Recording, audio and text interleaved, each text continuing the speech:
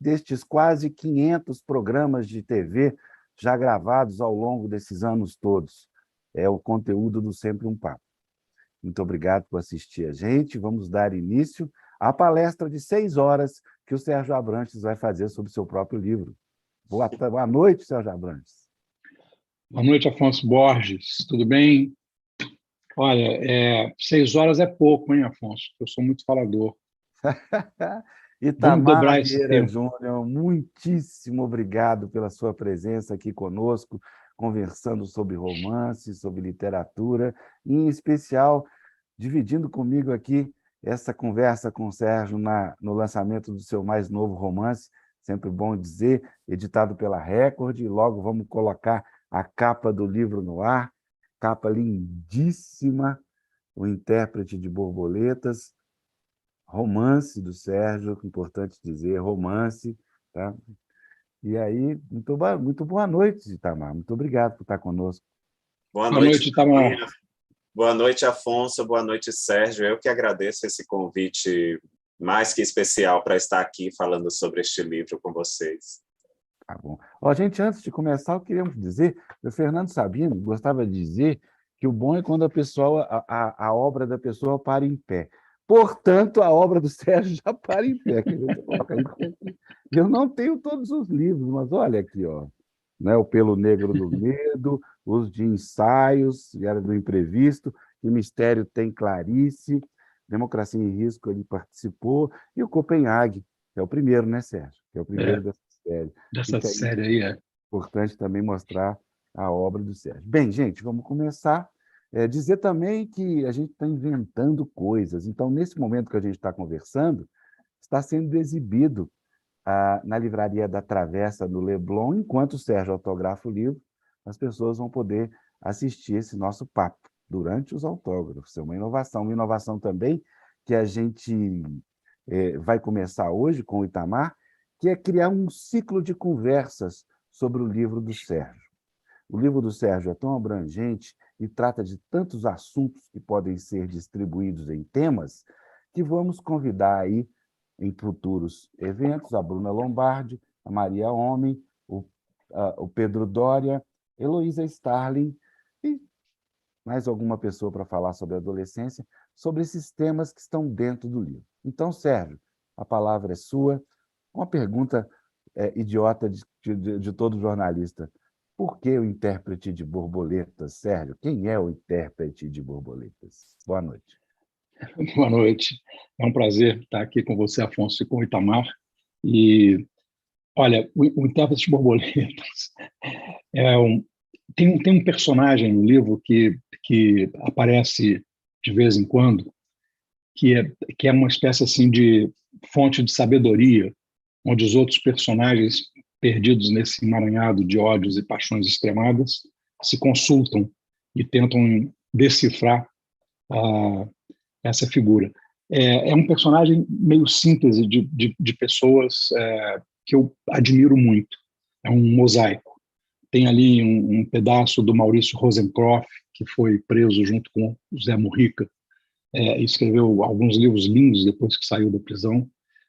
O próprio Zé Mujica, personagens de Hermann Hesse que também me inspiraram. Então tem ali um mosaico de influências que me ajudaram a compor esse personagem. Agora, o título mesmo não é meu. O título é do Zé Eduardo Agualusa, que me ajudou. Eu estava com o romance pronto, já com um título. O título não podia ser usado, e aí eu pedi socorro aos meus amigos escritores e o Agualusa me socorreu. Agualusa ou Mia Couto? Pois é, o Agualusa. É uma piadinha que a gente faz interna, gente, depois a gente conta.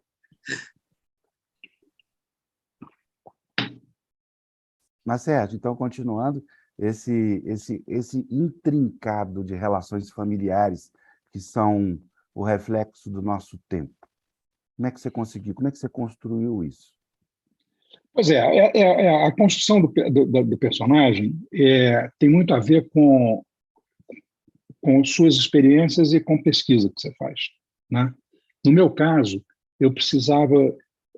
a construção do intérprete de borboletas me fez radicalizar uma experiência que eu tinha feito com Clarice.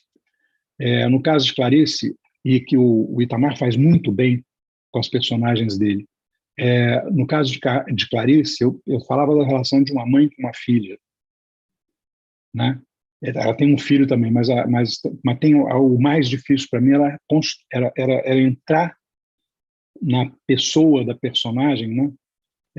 Clarice, mulher, e pensar como mãe e entrar no corpo da filha para pensar como filha essa relação. Então, dar voz, construir uma voz mais feminina, né, para ficar crível.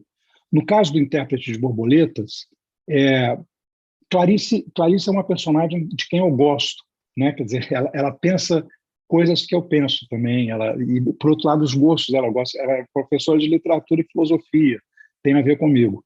Agora, dar voz a uma pessoa de extrema direita, com isenção, né? Quer dizer, sem colocar a minha aversão ao que está sendo dito, para dar credibilidade ao personagem, me obrigou a uma imersão realmente muito, muito forte e a fazer pesquisa, a ver esse tipo de linguagem, né?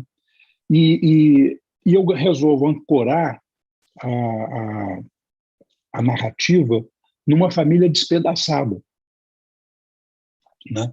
Exatamente para tentar expressar esse momento de ódios né, e de devoções que beiram o irracional, né? Que beiram o irracional.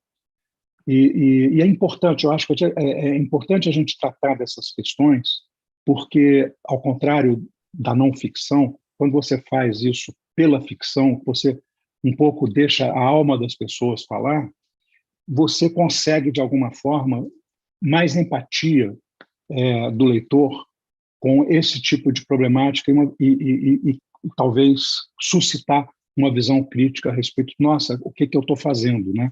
E se convencer de que o bom caminho, como diz o velho personagem que a gente começou falando dele, o bom caminho tem que ser um caminho pacífico, né? Tem que ser um caminho de igualitário, né? De respeito a todos e de oportunidades iguais. Então, eu espero que seja esse o efeito que o livro tem, mas a gente nunca é dono do que a gente escreve, né? O leitor é o soberano, né? É verdade, Sérgio.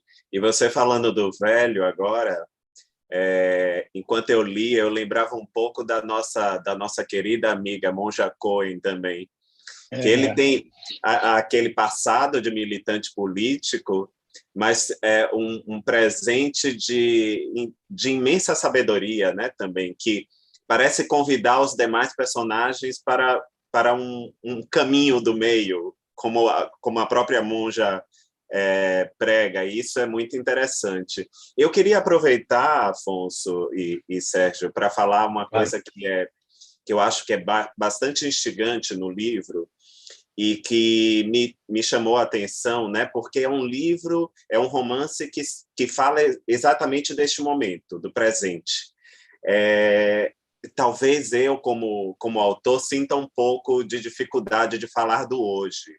Embora, quando a gente olhe para o passado, a gente quer entender o hoje, né? A gente quer entender o presente. E o Sérgio faz isso de uma maneira brilhante. Ele nos coloca num turbilhão de emoções, que é o que a gente tem vivido no nosso cotidiano desde sempre, né? Foi inevitável, Sérgio, não lembrar, por exemplo, dos meus amigos, antigos amigos, com quem eu compartilhava aventuras, vida, e que, por algum motivo, tínhamos pensamentos políticos divergentes, né? E faz pouco mais de 4 anos, tudo isso parece que desmoronou, essa possível convivência com ideologias e pensamentos diferentes ganharam uma outra dimensão. E eu queria saber como é que o Sérgio, ensaísta, cientista político, consegue levar para a literatura temas tão urgentes e tão atuais. Essa é uma questão importante, Itamar, porque o, como sociólogo, o que eu tenho percebido é que a gente está numa metamorfose global. E a gente sabe que numa metamorfose, aquilo que a gente é hoje não vai ser depois. O problema todo é que a metamorfose das borboletas, por exemplo, a gente sabe que vai resultar numa borboleta. A metamorfose de uma sociedade ela é construída pelas escolhas que a gente faz dentro do casulo, no escuro, né? E isso aí, esse escuro do casulo, essa incerteza absoluta a respeito do futuro, o futuro é muito mais incerto para nós hoje do que o futuro foi incerto para outras pessoas. Tem sempre incerteza a respeito do futuro, mas hoje nós sabemos que não dá para projetar o mundo que nós vivemos para o futuro, porque não será assim, definitivamente. E aí isso provoca sentimentos muito primitivos. Eu venho tratando disso, né? Quer dizer, tentando explicar como é que o medo, a incerteza, a expectativa de perder, não é?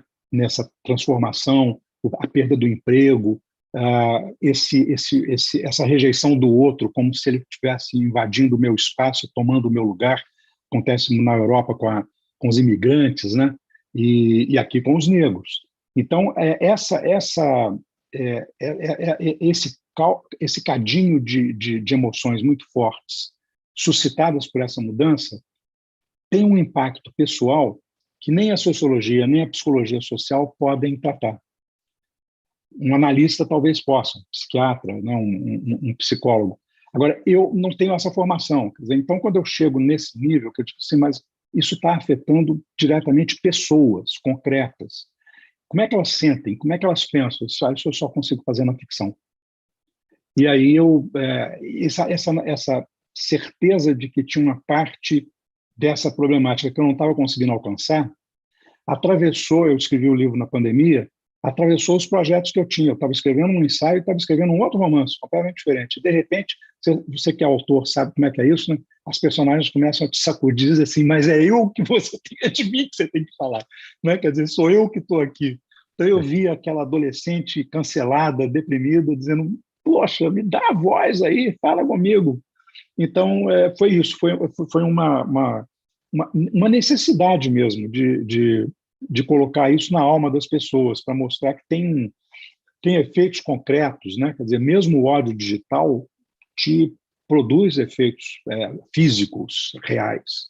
Então, foi essa. E, por outro lado, eu queria também mostrar essa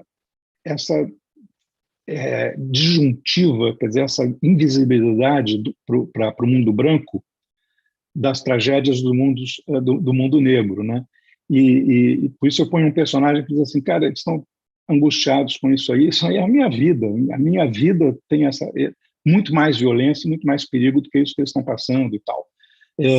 Por causa disso, né? Porque também a gente não... eu tenho a impressão que nesse momento tão complexo que a gente vive, a gente fica muito individualista. Assim, cara, eu estou sofrendo demais, eu estou muito ameaçado, né? E aí eu não penso no outro. E aí fica mais fácil negar o outro, porque eu estou me defendendo, é como se eu estivesse me defendendo, né?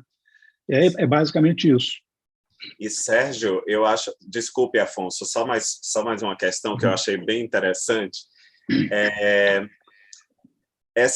Isso é uma coisa que está muito forte no seu romance.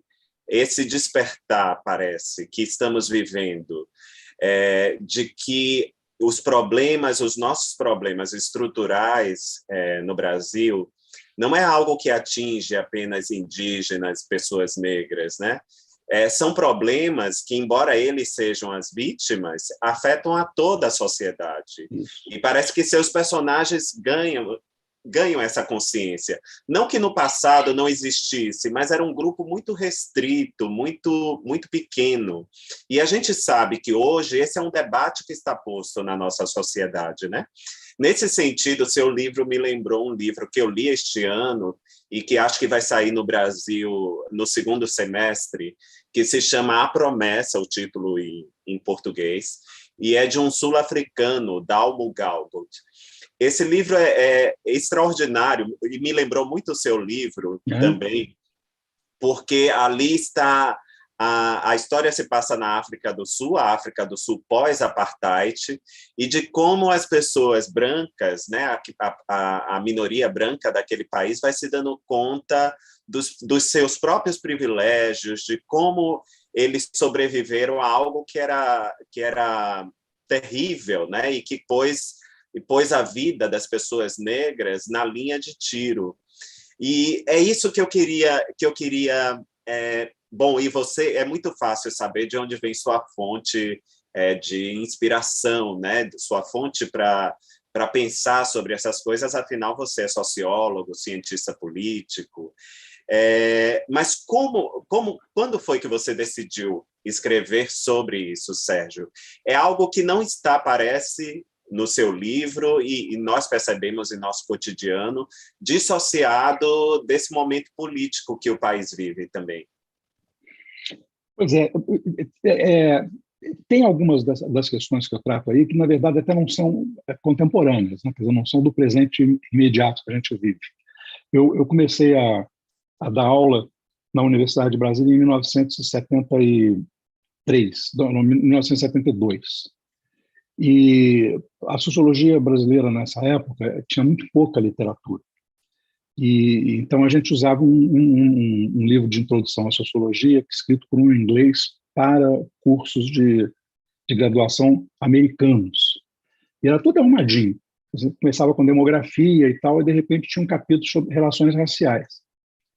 Quando chegou no capítulo de relações raciais, eu sempre fazia uma pergunta para os alunos na aula anterior, para eles poderem responder com a leitura na aula seguinte. E eu disse assim, olha, o que diferencia a questão racial nos Estados Unidos da brasileira? Pensem sobre isso.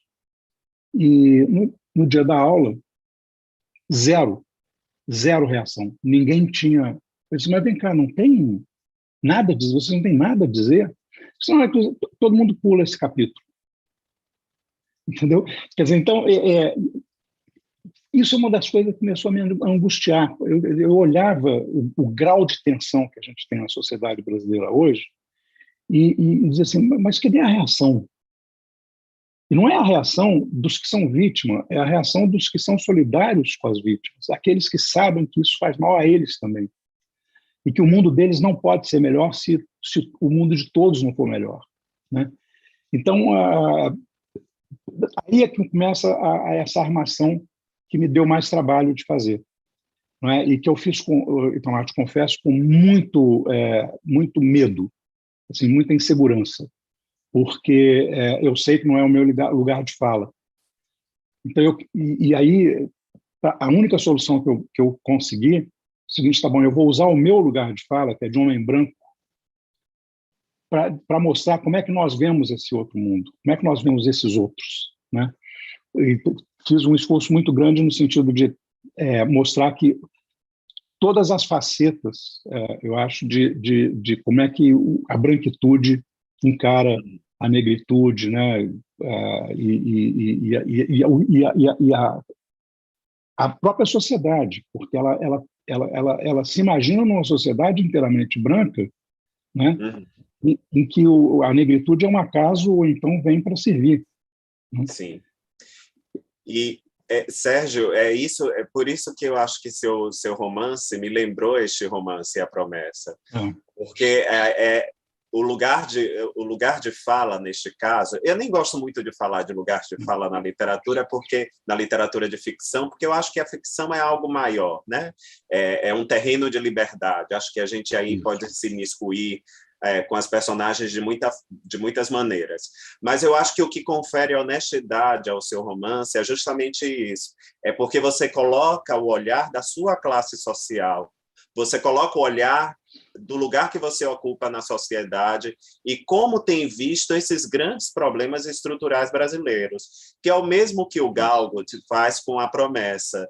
Ele fala do apartheid, do pós-apartheid, mas ali as pessoas negras aparecem como coadjuvante no sentido da vivência das personagens. Ele mostra tudo isso pela ótica das pessoas brancas e como isso é violento, assustador, né? E o lugar que eles ocuparam e que eles, de alguma maneira, resistem em entregar.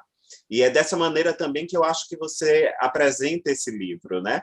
Porque os personagens não pensam de uma maneira coesa, assim como o Afonso, né? E outros personagens. O Afonso que eu estou falando é o Afonso do livro, tá, Afonso? Não é você.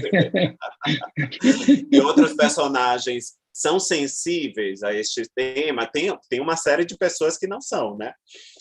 A Isaura e tantos outros também não são sensíveis, né? Então, eu acho que isso está bem delineado nos seus personagens também. Vou ler, vou comprar para ler imediatamente. Deve sair, ele já existe em inglês, mas deve sair aqui acho que no segundo semestre. É um livro imperdível. Acho que você vai fazer uma associação muito forte com o seu romance também. Muito bom, muito bom. Eu vou comprar em inglês logo, em e-book, para poder começar a ler. Sérgio, eu queria te perguntar o seguinte, em que ponto as questões identitárias dos personagens, do personagem negro do seu romance, se equiparam com as questões do seu ponto de vista, não se distanciam? Afonso, eu sou um caso diferente, né? Aqui em casa nós fomos os primeiros brancos a escrever a favor das cotas. É uma luta que a gente começou, né? Eu tinha uma coluna na Veja e fiz essa. Então eu costumo dizer o seguinte: eu sou filho da Casa Grande. Não que a minha família tenha tido fazendas enormes, mas acontece o seguinte: aqui, aliás, eu escrevi um ensaio sobre isso agora, né? A terceira margem do Ipiranga, que a Casa Grande é uma mentalidade, é um quadro de referências. Ela não é só a Casa Grande e Senzala, físicos da fazenda escravocrata, não. Ela é uma mentalidade patriarcal e racista. Quer dizer, você, né, é um enquadramento mesmo que, aliás, é uma das razões pelas quais o racismo é estrutural. Então, eu costumo dizer o seguinte, e, aliás, uma vez teve até um caso engraçado numa palestra. Eu estava começando a namorar a Miriam e fui fazer uma palestra no Mackenzie, em São Paulo, e a Miriam chegou mais tarde, que eu já estava falando, porque ela tinha gravação na Globo. E aí, quando ela entrou, eu estava dizendo o seguinte: meu nome é Sérgio Abranches, eu sou machista e racista, e hoje eu não discriminei ninguém. Porque eu estava contando isso. Ela voltou e foi embora. Ela ficou apavorada. Porque eu estava querendo exatamente... Era apenas uma ilustração do que eu tinha dito antes. Que é um condicionamento, é um vício. Claro. Eu tenho que tirar dessa forma, eu tenho que me olhar no espelho todo dia e dizer assim, eu sou um homem branco, né?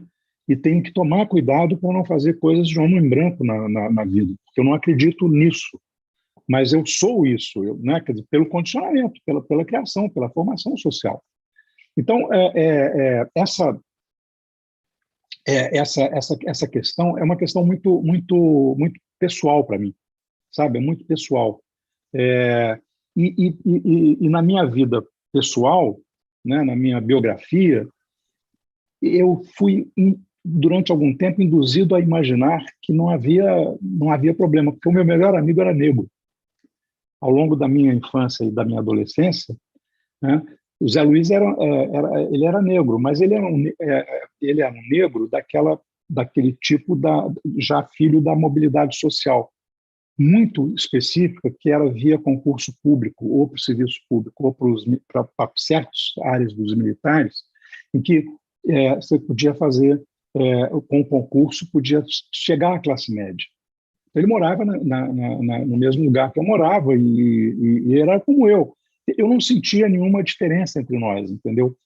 Quando eu me dei conta de que não era assim no resto com o resto das pessoas, e o meu grupo de amigos tratava ele da mesma maneira que nós nos tratávamos brancos. Mas aí, de repente, eu entro na universidade e aí eu tenho consciência de que eu tinha vivido numa bolha onde tinha um negro que não era discriminado por nós, mas provavelmente era discriminado o dia inteiro fora do círculo de amizade, né? Então, quando essas coisas se exacerbaram, né, Afonso, no Brasil de hoje, a partir de 2018, o racismo se tornou uma coisa desavergonhada, porque o presidente é racista, né? Então, não era impossível não tratar de alguma forma. Eu acho que esse livro ficaria, para usar uma expressão que o Itamar usou, esse livro ficaria insincero, ele ficaria falso se não tivesse essa questão nele, né? Porque é uma questão essencial, né? E é uma questão existencial para o Brasil. E uma coisa que você, acho que isso que transfere a honestidade à história, Sérgio, é mostrar também esse despertar das pessoas que vivem em bolhas, né? E que, de repente, não estão mais numa bolha. Elas descobrem que não estão mais nessa bolha e que essa questão, esse problema, essa desigualdade estrutural, racial, por mais que atinjam diretamente as vítimas, as pessoas negras, elas também não estão imunes a isso, né? Porque, em algum momento, toda essa desigualdade vai reverberar na sua vida, no seu cotidiano, né? Não estão, por mais que, vamos falar, que a branquitude tenha esse lugar de privilégio, esse privilégio não é intocável, porque em algum momento ele pode ser atingido por todas essas questões também. Acho que é isso que desponta de uma maneira muito, muito forte e muito profunda no seu livro. E mostrar também que nada disso está dissociado da política, da vida, dos sentimentos, dos afetos, né? De como isso é uma coisa só, é um turbilhão de sensações que a gente tem vivido nos últimos anos de uma maneira muito acentuada também. Paradinha para autógrafos, paradinha. Estamos aqui reunidos ao redor do livro. Aproveitem para autografar, para levar o Intérprete de Borboletas. Exatamente, Editora Record. É o terceiro romance do Sérgio Abranches. É bom para mostrar a capa linda, gente. Viu? Sérgio, momento Itamar Vieira Júnior. Tchan! Com a palavra, Sérgio Abranches. Pois eu queria mesmo falar do Torturado.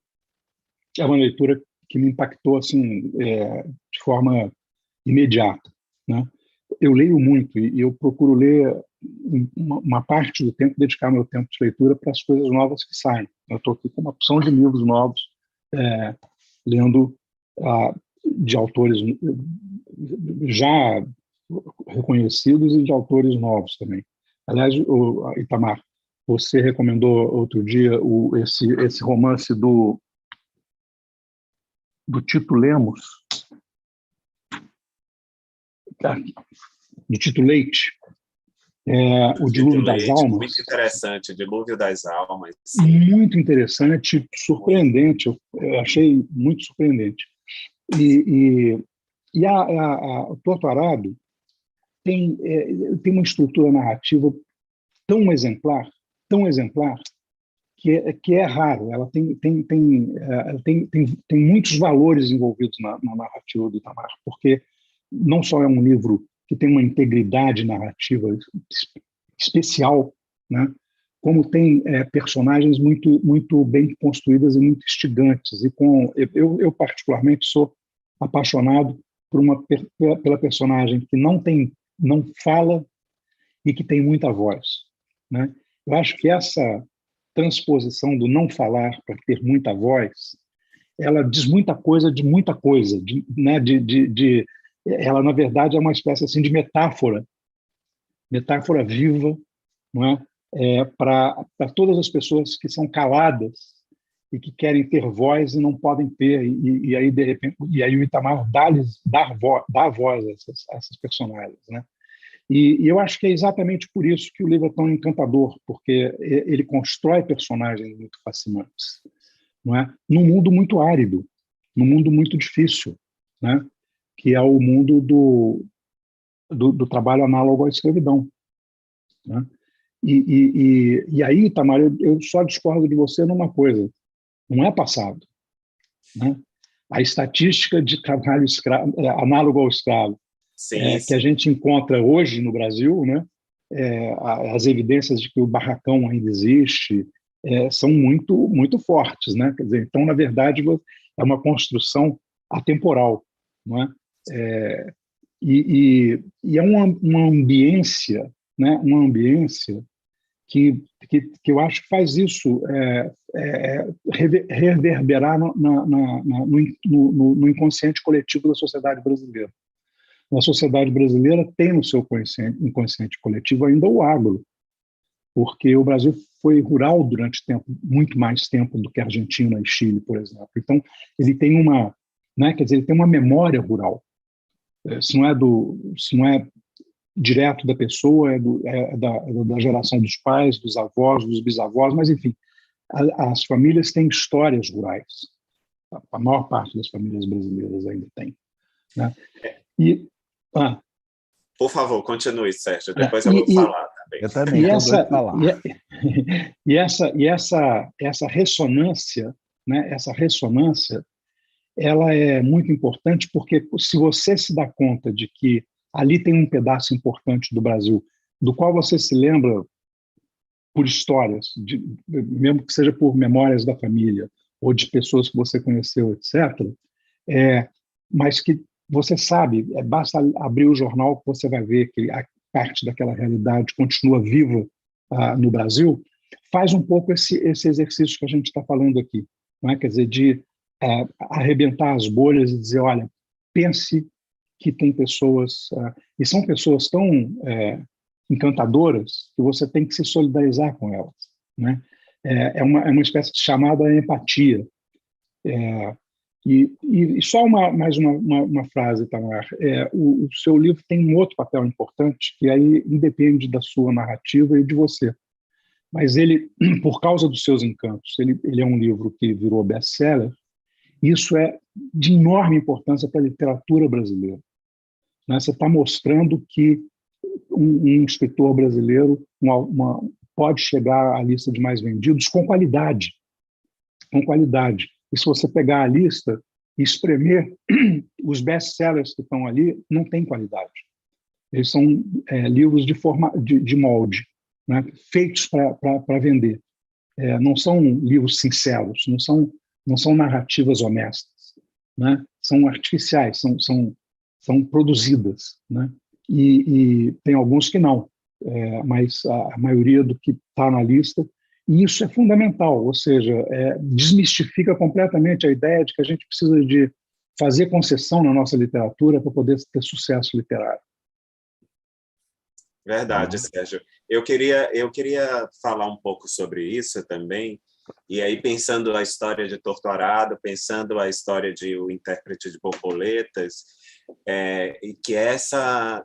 Bom, ali estamos no mesmo país, nos dois livros, né? Um país rural, arcaico, ainda no campo, um país que avançou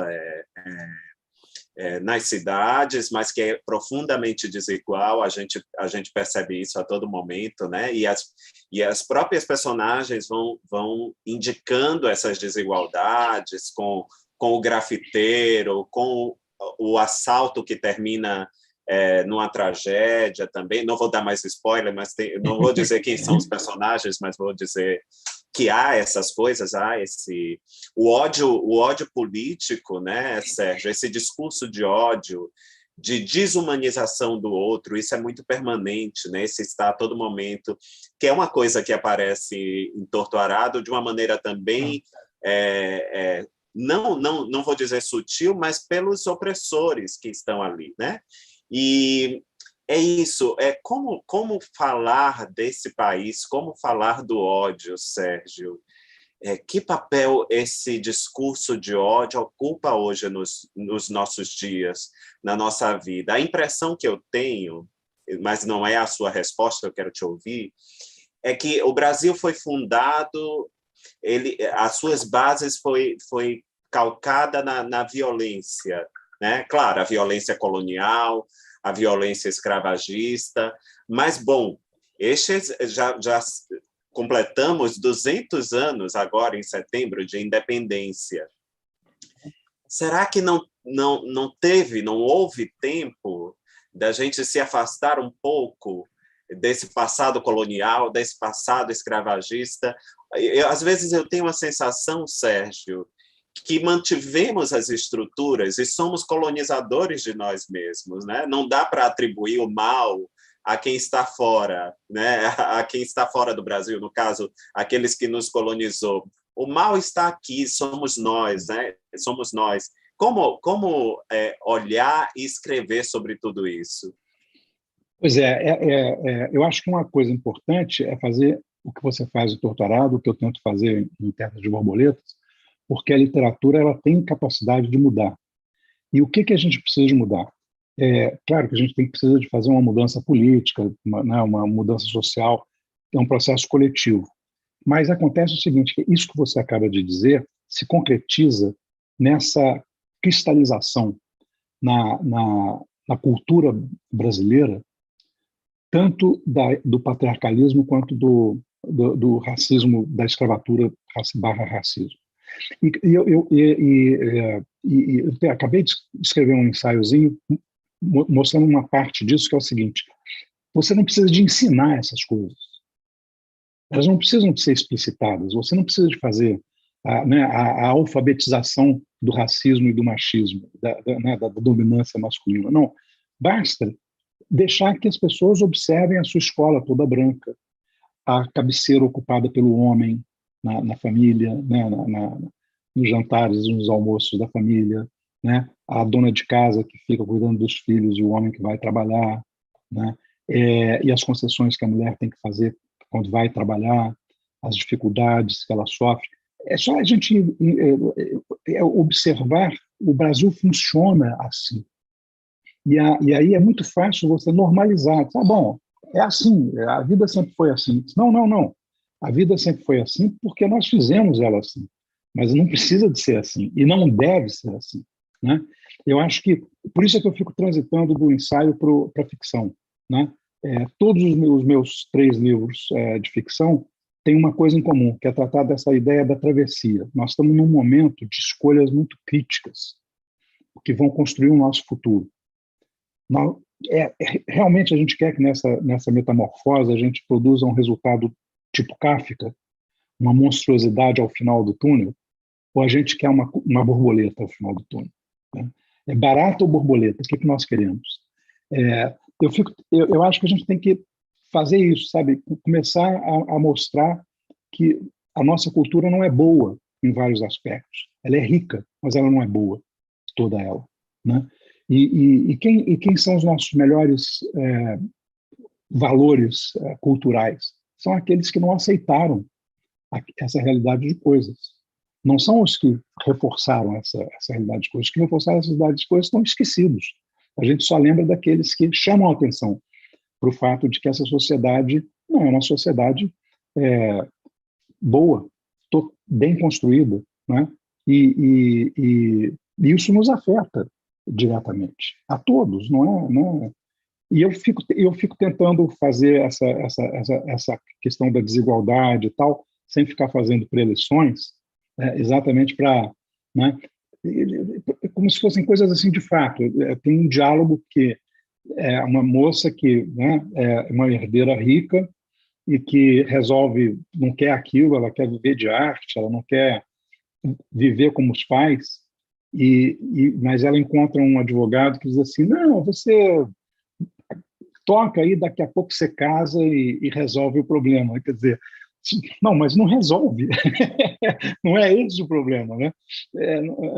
Então, eu acho que se a gente cotidianiza, vou usar um termo que não existe aqui, se a gente traz para o cotidiano das pessoas, de forma mais explícita, essa reação cultural normalizada, aí, de repente, a pessoa diz: hã? Né? Eu espero que seja assim, né? Uma reação de: meu Deus, não pode ser assim, realmente tem que mudar, né? Com relação ao discurso do ódio, Itamar, ele permeia hoje a nossa sociedade digital, né?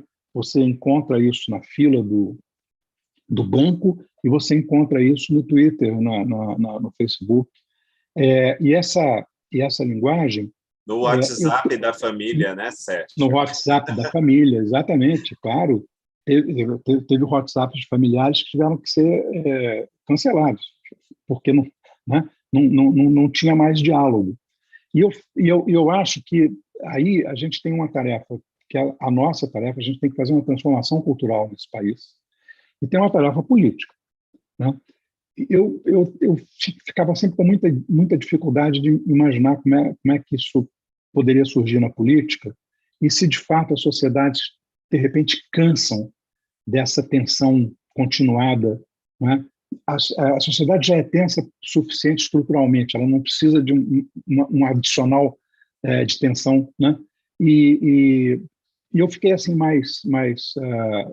eu estou pensando muito nos últimos dias quando eu ouvi o discurso do Petro na Colômbia, aceitando a vitória, em que ele diz: olha, vocês elegeram a política do amor e da vida, paz, justiça social e justiça ambiental, né?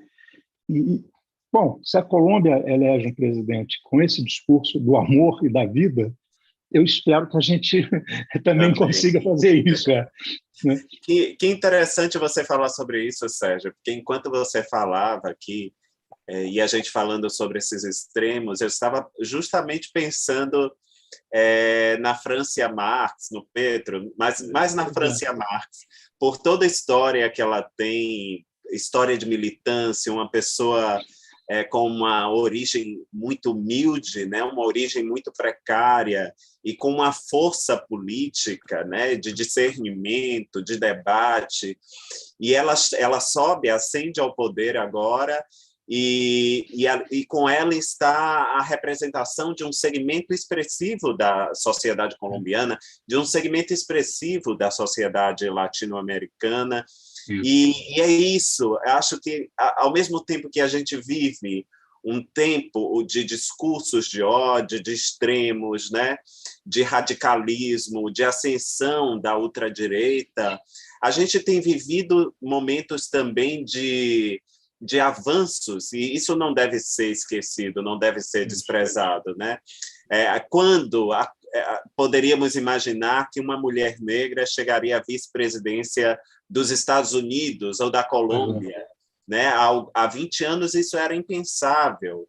E é isto, eu vejo com um certo otimismo o nosso futuro, embora esse otimismo não signifique também falta de consciência política, falta de engajamento. Bom, ele pode ser bom se a gente fizer algo, né? Claro, se a gente permanecer de braços cruzados, isso aqui vai piorar muito. Mas é nesse sentido, como é que você vê, agora já passando da ficção para a realidade, Sérgio, como é que você vê essas mudanças que a gente tem vivido? Aí eu estou falando das mudanças positivas, né? Talvez o despertar da consciência ambiental, que essa não é uma questão do hoje, mas hoje a gente não se furta a falar sobre isso. Essa consciência sobre o Brasil como uma sociedade dividida racialmente, né? Racialmente desigual. Como é que você observa tudo isso? Com esperança ou não sei, você que diz. Não, com muita esperança. Quando eu vi a França falando lá ao lado do Petro, e quando o Petro fala, olha, nós queremos desarmar a Colômbia, queremos pacificar a Colômbia e queremos o entendimento nacional, ela aplaudia. Quer dizer, é uma militante sofrida, né, que sabe a luta que tem, mas que não se furta à ideia da conciliação, né, de fazer uma Colômbia só. E eu vejo isso com muita esperança. E aqui eu acho que tem avanços muito concretos que vão mudar a cultura brasileira, né?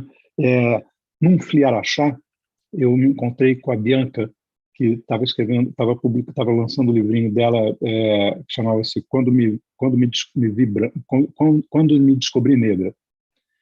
E ela falava exatamente dessa coisa de A repente, Bianca Santana, que é a Bianca biógrafa da Santana, que é a Sueli Carneiro, né? Sim. exatamente. E depois ela iria escrever a biografia da Sueli Carneiro.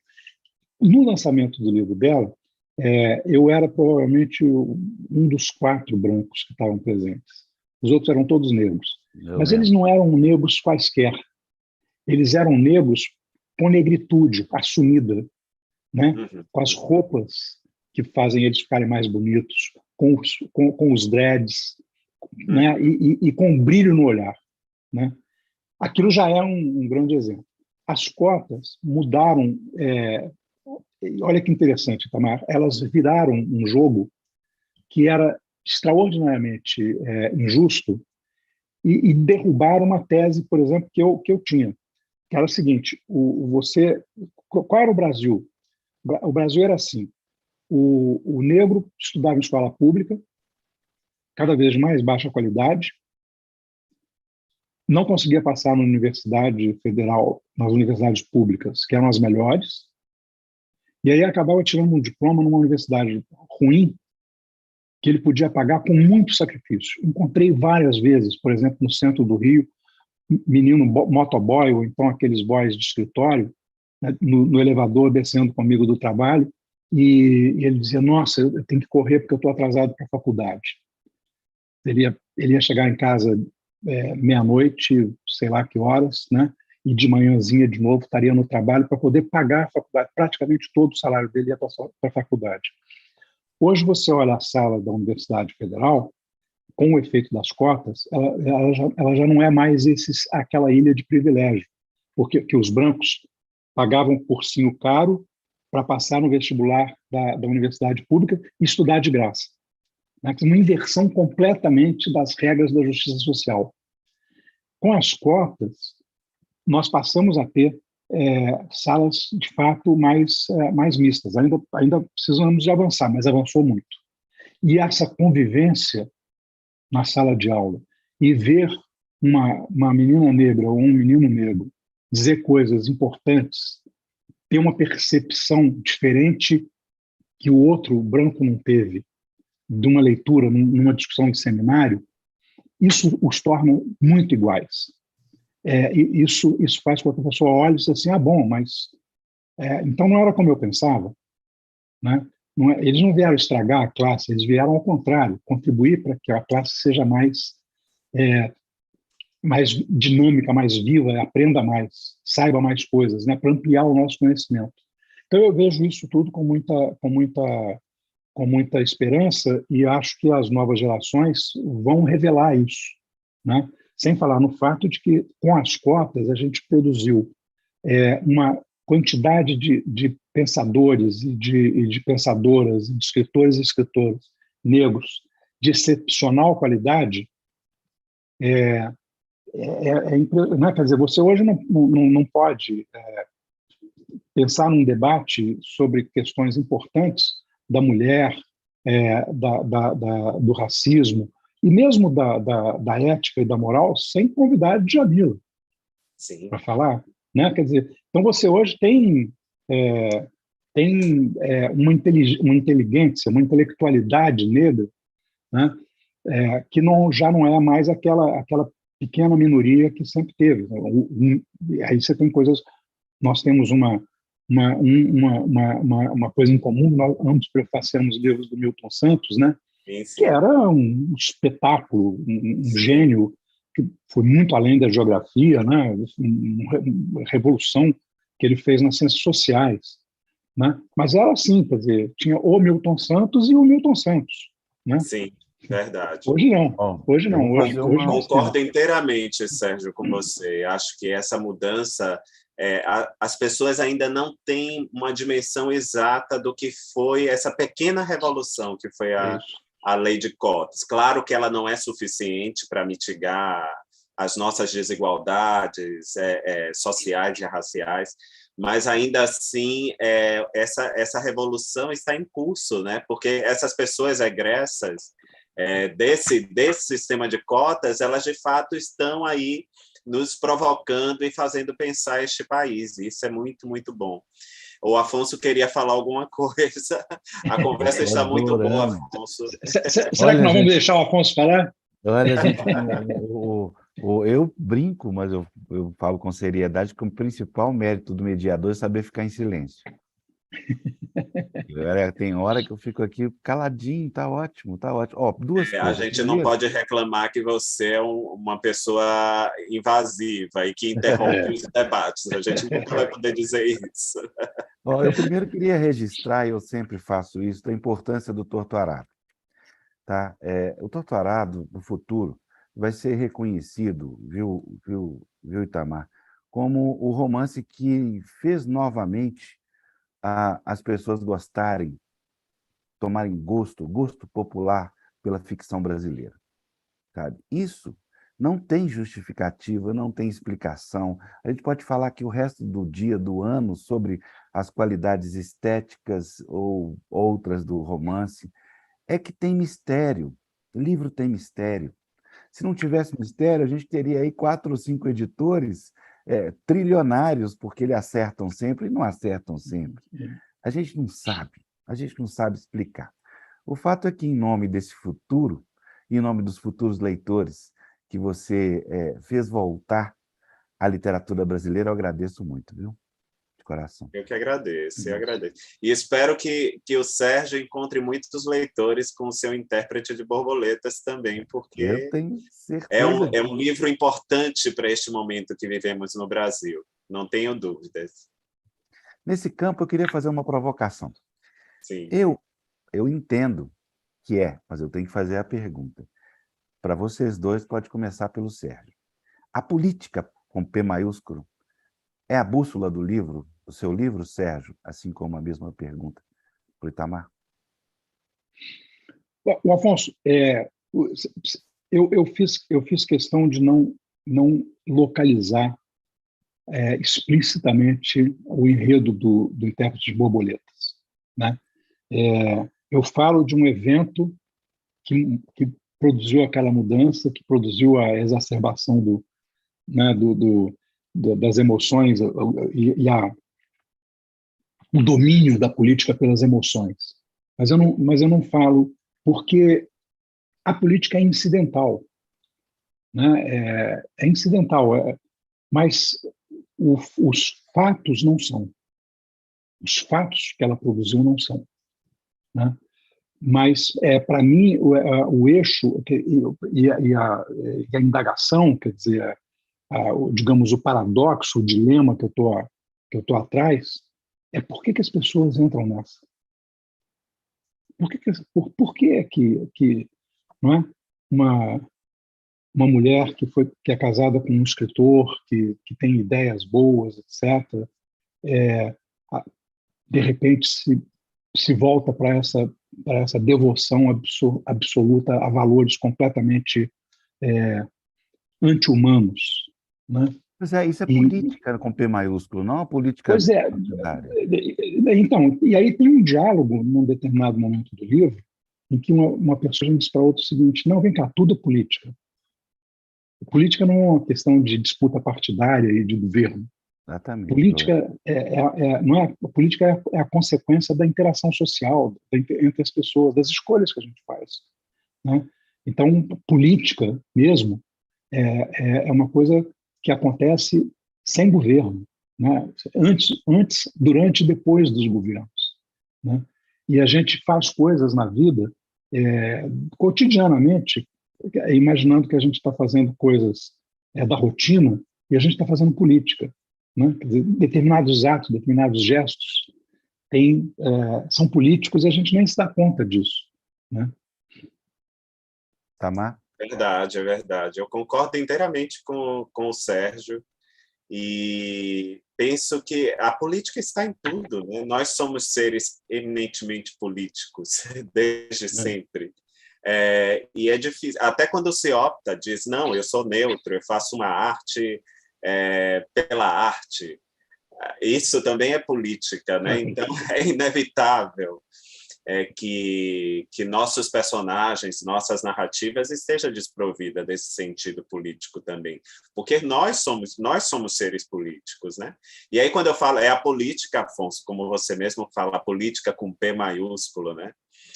Não estamos falando de política partidária, né? Nem de paixões partidárias. Estamos falando de um atributo que é humano e que existe. Bom, até este momento eu li sobre humano. Pode ser que a gente descubra que há política também entre os animais, né? Entre outras espécies.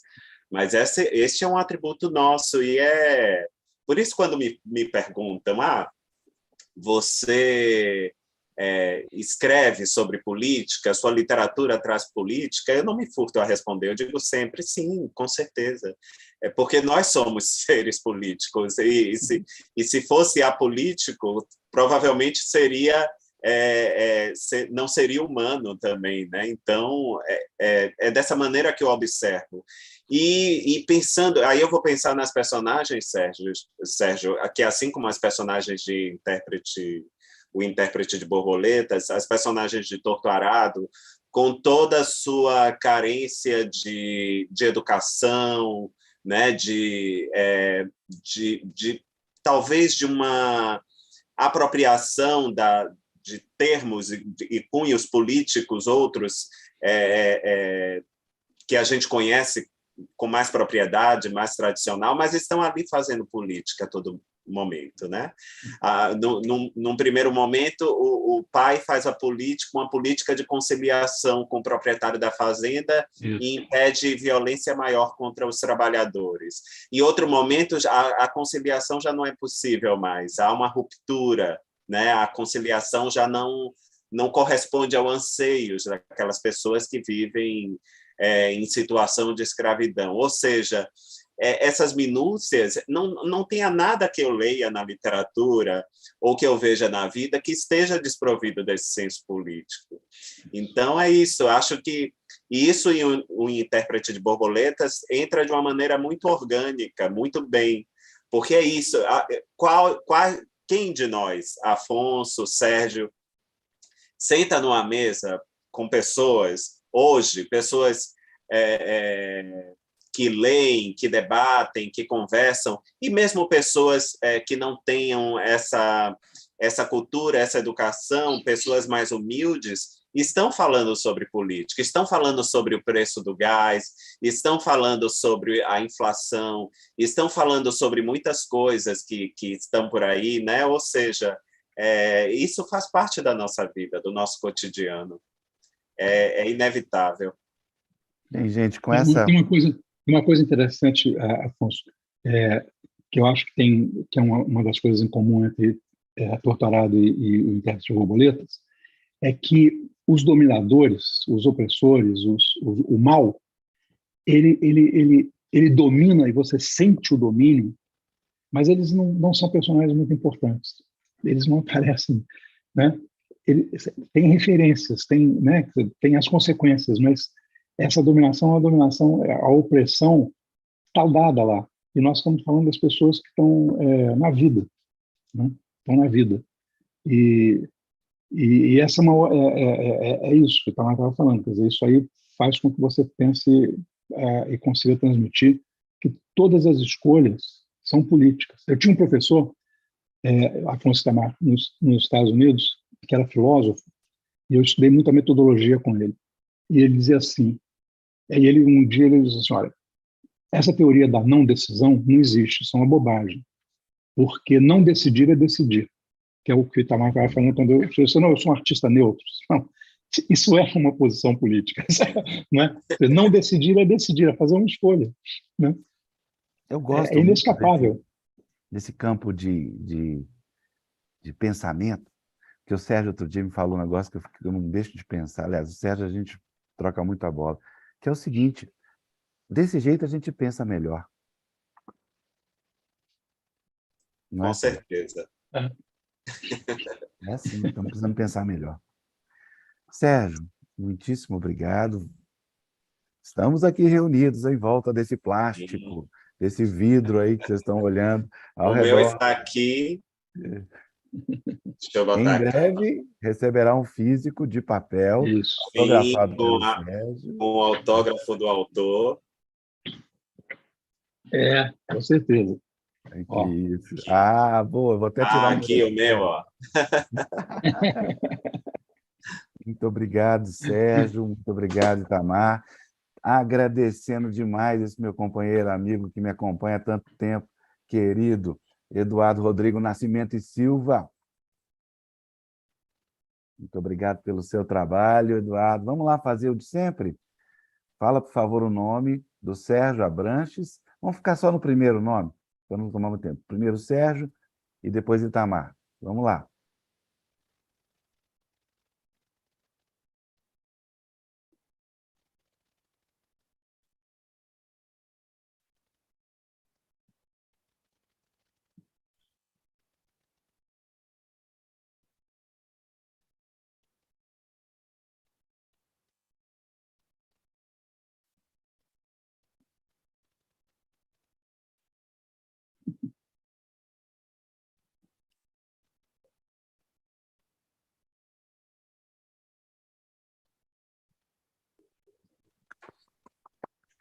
Muito obrigado, Eduardo. Muito obrigado. Sérgio, passar a palavra para você encerrar e, em seguida, para o Itamar. Afonso, muito obrigado pela conversa e pelo marketing todo aí do livro. E um prazer enorme conversar com você, um prazer enorme conversar com você, Tamar. Eu sei que você está fazendo um maior sacrifício, está meio tresnoitado aí por conta do seu retorno de viagem, mas fiquei muito feliz com a sua presença e uma conversa agradabilíssima e de muitos pontos de contato. Fico muito feliz. Eu que agradeço, Sérgio, agradeço o convite, Afonso, para estar aqui falando desse livro muito especial. Espero que os leitores tenham a mesma experiência que eu tive lendo essa história, essa narrativa. E muito parabéns, Sérgio, pelo livro. Agradeço o convite para estar aqui falando sobre ele também. E espero que os leitores possam desfrutar da mesma experiência também. Muito obrigado. Em especial, Obrigado. agradeço também à editora Record, ao Rodrigo Lacerda, editor do livro. E vamos tocar a bola que vai ter sequência o ciclo de conversas sobre o intérprete de borboletas. Muito obrigado, Sérgio. Muito obrigado, Itamar. Uma boa noite a todos que nos assistiram.